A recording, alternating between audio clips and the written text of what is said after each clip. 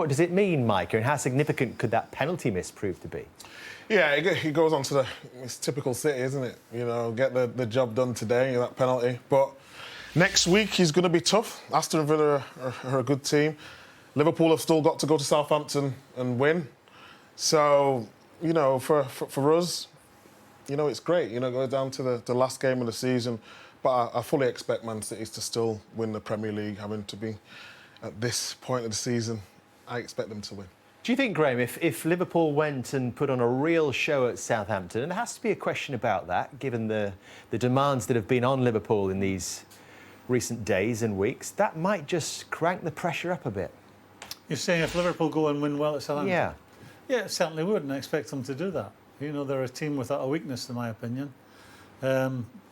City have run out of defenders, we saw that them get exposed today.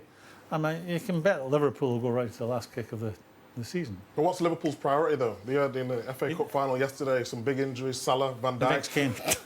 Robertson. The next game. The Real Madrid is the one that they're looking I'm towards. going to say that I heard a discussion, I think you were involved in it. Was it last week you asked the question, what would you rather win? Well, the way I was brought up, the way I was educated across Stanley Park, was the league. The league said more about you as a player, said more about you as a team. It's a hard 9 months. You cannot deny winning the European Cup. It's, you know, it's generally a glamorous city somewhere in Europe. Beautiful summer's evening. It's a one-off, and you can't say that's not the most wonderful feeling. But I think, I'll put it this way, when you win a European Cup, you sit there and you go, God, that was great. You don't. When you win a league, you have a moment to yourself where you go, that was difficult at times. But look at us, we got through that. Winning a cup in a one-off game, it's not the same. It wasn't the same for the group of lads I played with truly great players that were disappointed they didn't win both of them. But, you know, that was my lasting sort of memory of winning both those competitions. Well, the risk the players, though. You know, after not a long rest, risk the players in terms of...